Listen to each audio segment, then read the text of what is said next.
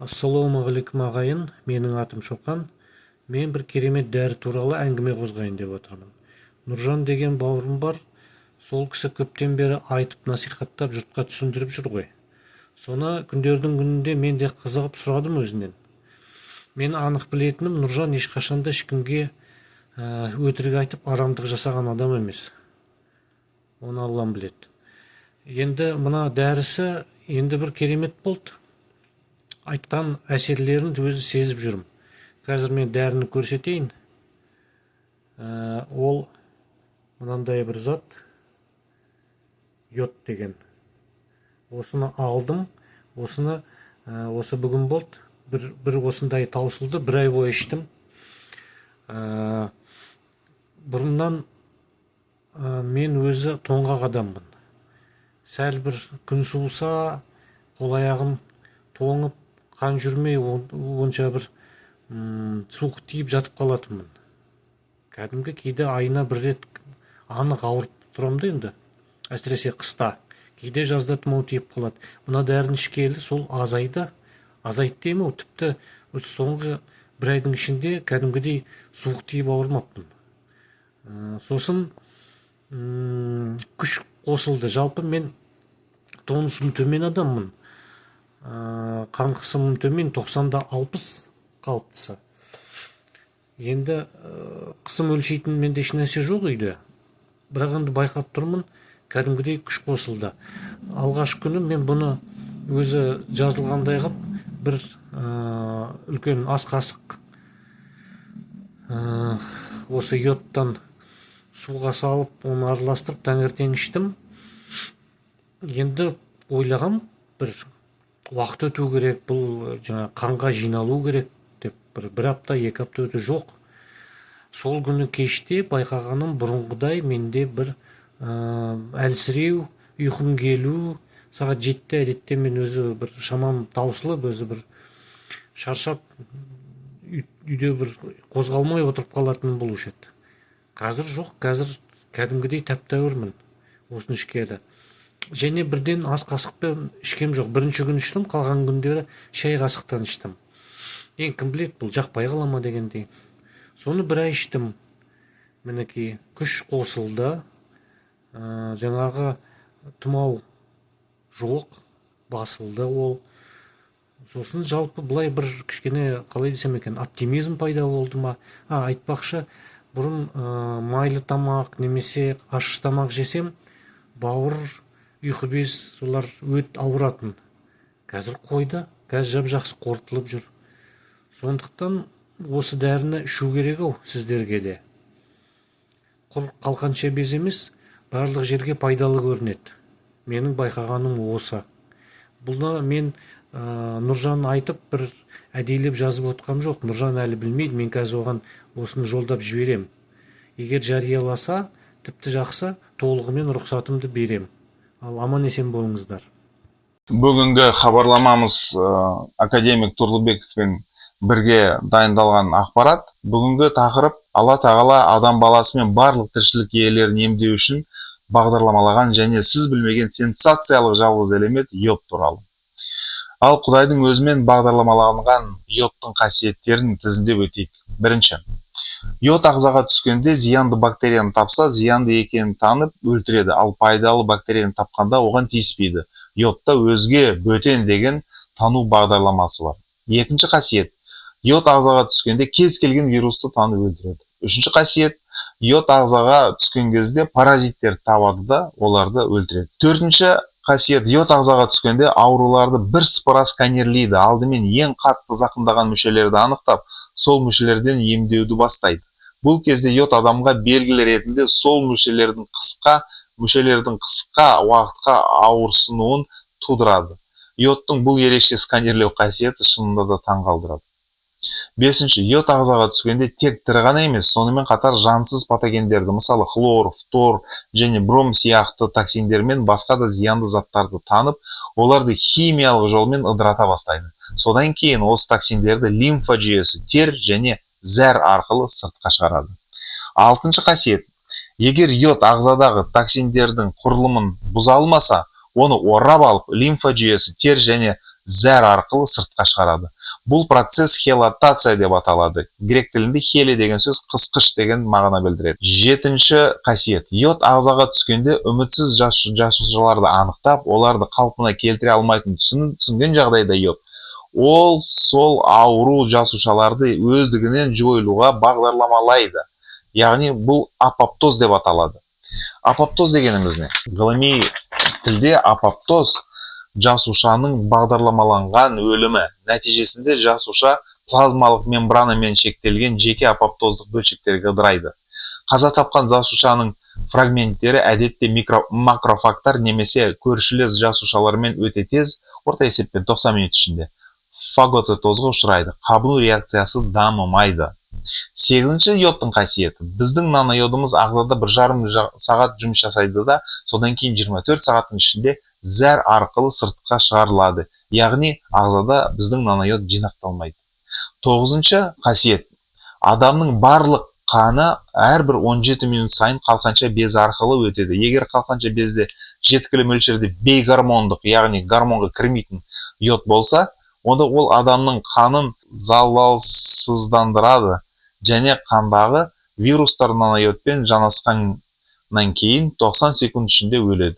Йодты қамтитын гормондар бұл Т3 және Т4 гормондар. Т3 және Т4 гормондар үшін қандай йод керек болса, бейгормондық йод үшін де біздің нанойодымыз тұтынылса болады. 10-шы қасиет. Адам жеткілікті мөлшерде йодты тұтынған жағдайда, йод әрбір жасушадағы митохондриялардың көбейіп тіршілік етуіне көмектеседі. Ол өте маңызды нәрсе. Митохондрия не екенін интернеттен оқып алыңыздар. Сол митохондриялар олардың АТФ өндіруін керекті мөлшерде сақтайды және болашақта адамға қант диабеті мен қатерлі ісік ауруларының пайда болуына жол бермейді. АТФ дегеніміз не? АТФ ол аденозин трифосфат. Тірі организмдер жасушаларындағы энергия алмасуда маңызды рөл атқаратын нуклеозид трифосфат.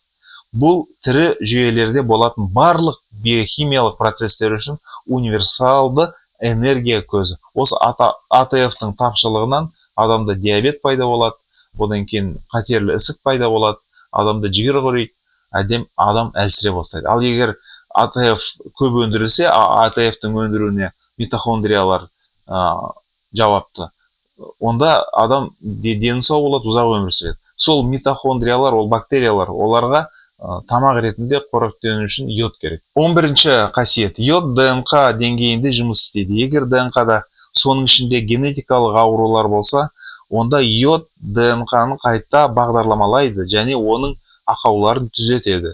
Осылайша йод генетикалық, яғни тұқым қуалаушы ауруларды емдейді. 12-ші қасиет. Йод токсиндер мен патогендерді жоюдың оңтайлы жолын табуға бағдарланған.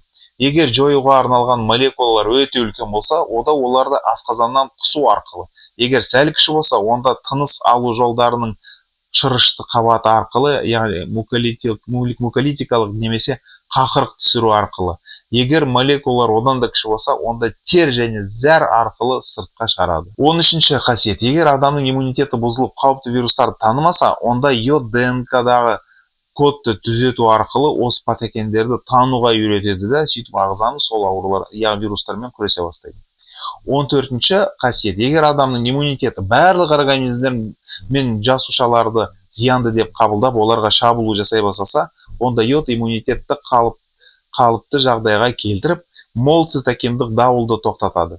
Цитокиндік дауыл немесе гиперцитокинемия иммундық жүйенің өте тез көбейіп, Т жасушаларының, макрофагтардың және табиғи киллерлердің белсенділігінің артуымен сипатталанатын әртүрлі қабыну цитокиндері мен химиялық медиаторлардың қорғаныш жасушаларымен бөлінуімен сипатталатын потенциалды өлімге апаратын реакция. Мысалы, коронавирус пандемиясы кезінде көптеген адамдар дәл осы цитокиндік дауылдан қайтыс болған.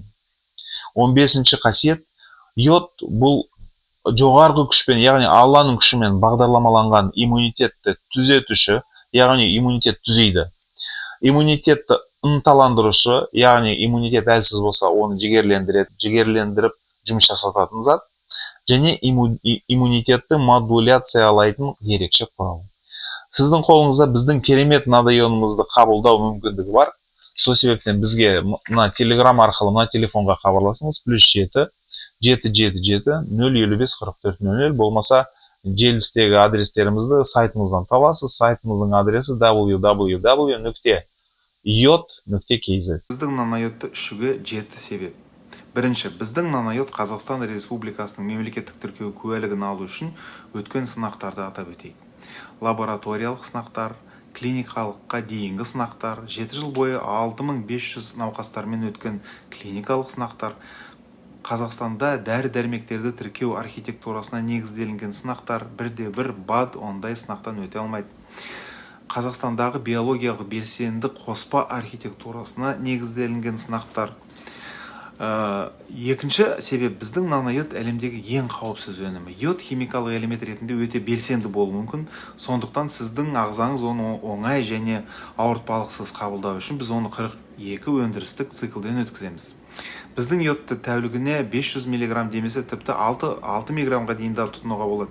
Ал бізге бәсекей ең жақын американдық атақты иод аралы белсенділігіне байланысты тәулігіне 200 мг тұтынуға рұқсат береді. Өйткені ары қарай адам қиналады оны.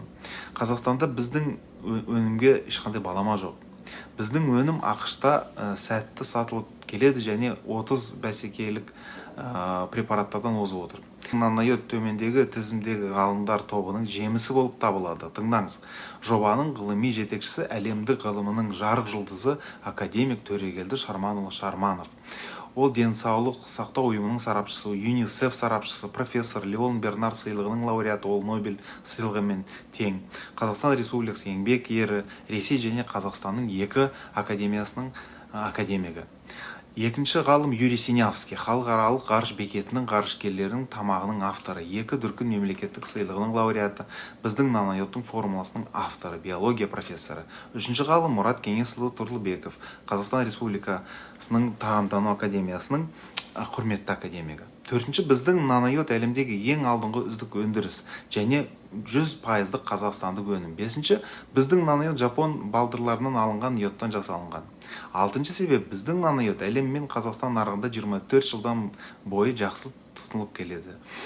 Біздің наноиод көптеген созылмалы және тұқым қуалайтын ауруларды емдеген. Соның ішінде қант диабеті, мастопатия, подагра, аутизм, туберкулез, бедеулік, гепатит С және тағы басқа гепатиттер.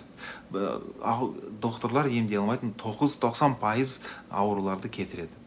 Тегін кеңес алу үшін телеграм қосымшасы арқылы хабарласыңыз. Мына телефонға +7 777 055 44 00.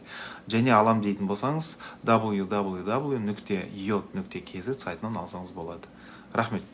Сырыс беріп ала аласыздар. www.iot.kz сайтымыздан. Болмаса телеграм қосымша арқылы мына нөмірге хабарласасыздар. +7 777 055 44 00 деген телефонға жазасыздар. Сол арқылы бізбен сөйлесіп, керекті заттарыңызға тапсырыс жасап ала аласыздар.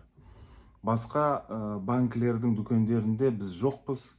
Аты шыққан банкілердің өздерінің сататын дүкендері бар, электронды қосымшаларында. Біз ол жерде жоқпыз. Сол себептен тек біздің телеграм телефон номерден болмаса сайтымыздан тапсырыс жасап ала аласыздар. Егер бөтен жерден алатын болсаңыздар, қайта ескертеміз, бізден консультация, кеңес ала алмайсыздар. Біз тек өз клиенттерімізге ақпараттық қолдау көрсетеміз. Рахмет. Құрметті ағайын, наноиодты тек біздің сайттан алыңыз. Ол www.iod.kz немесе телеграм арқылы мына телефоннан тапсырыс беріп затымызды ала аласыз. +7 777 055 44 00. Біз ешқандай да танымал Қазақстан банкілеріне тиесілі интернет дүкендерімен жұмыс жасамаймыз, тек өзіміздің сайтымыз арқылы ғана жұмыс жасаймыз. Сондықтан наноиодты тікелей өзіміздің www.iot.kz сайтынан сатып алуыңызды өтінеміз. Тек бізден алған жағдайда ғана сіз бізден консультация, кеңес ала аласыз. Егер сіз басқа жерден наноиод алсаңыз, өкінішке орай, сізге бізден кеңес, консультация және ақпараттық қолдау көрсетілмейді. әрқашан квитанцияларыңызды сақтаңыз. Осы квитанциялардың негізінде сіз біздің тұтынушы екеніңізді дәлелдей аласыз. Нанайот өнімі біздің компанияға дейін 24 жыл бұрын нарықта сатылғанда, сондықтан нанайотты басқа жерден сатып алған жағдайда дәл бізден өкінішке орай кеңес ала алмайсыз. Сол себепті бізден кеңес аламын десеңіз, бізден нанайот алыңыз. Жаңағыдай айттым, www.yot.kz дейтін сайттан алыңыз, болмаса телефонымыздан 7-777-055-4400. Рахмет. Сау болып тұрыңыз. Біздің компаниямыз үш түрлі нанайот сатады. Біріншісі сұйық нанайот. Бұл сұйық нанайот осы банкасы 200 миллиграмм дәрмекті қамтиды. Ішінде яғни бұның бағасы 12.000 теңге 24 жылға. Бұлардың бағасы өзгеруі мүмкін. Сол соңғы бағаларды Telegram арнамыздан табасыз. Telegram арнамыздың аты yot.kz. Мінекей қайта айтып келсек, мына осы ең кіші банка 200 миллилитр дәрісі бар банка 12.000 теңге тұрады. Балаларға арналған дәл осындай мөлшерде банка бар. Оның бағасы 13.000 теңге. Келесі түрі нанайоттың түрі капсулаға салынған нанайот. Міне, осылардың екі түрі бар. Біреусінде 30 дана капсула бар, а екінші банкасында 60 дана капсула бар. Сол 30-дық банка 14.000 теңге тұрады, ал 60 капсуласы бар банка 25.000 теңге тұрады. Бұның ерекшелігі неде? Сұйық нанайотта бір ас қасықта 9 миллиграмм йод бар. Оны тәулігіне бір рет ішесіз. Мынаны тәулігіне бір рет ішетін болсаңыз, бір капсула ішетін болсаңыз, бір капсулада 25 миллиграмм, яғни 2,5 есе көп сұйыққа қарағанда йоды бар. Үшінші түрі, қымбат түрі, мына ұнтақ. Бұл ұнтақтың бір шай қасығында 500 миллиграмм йод бар. Бұның бағасы 160.000 теңге бір банкасының бағасы. Бұны арзандырақ алуға болады, егер бірнешеуін бірден алатын болсаңыз, жаппай сауда дейді ғой. Ең қымбат түрі, оның да түрі осындай, премиум. Премиум ұнтағы бір банкасы 580.000 теңге тұрады. Оның бір қасығында 1 грамм йод болады. Сол себептен қалтаңызға қарай керекті нанайотты сатып алыңыздар бізден. Ол үшін біздің телеграм номерімізге жазыңыздар. Номер 7-777-055-4400. Болмаса басқа да желістерге жазсаңыз болады бізге. Олардың мекен жайлары біздің сайтымызда тіркелінген, көрсетілген. www.yot.kz дейтін сайтқа барсаңыз, сол жерден көресіздер.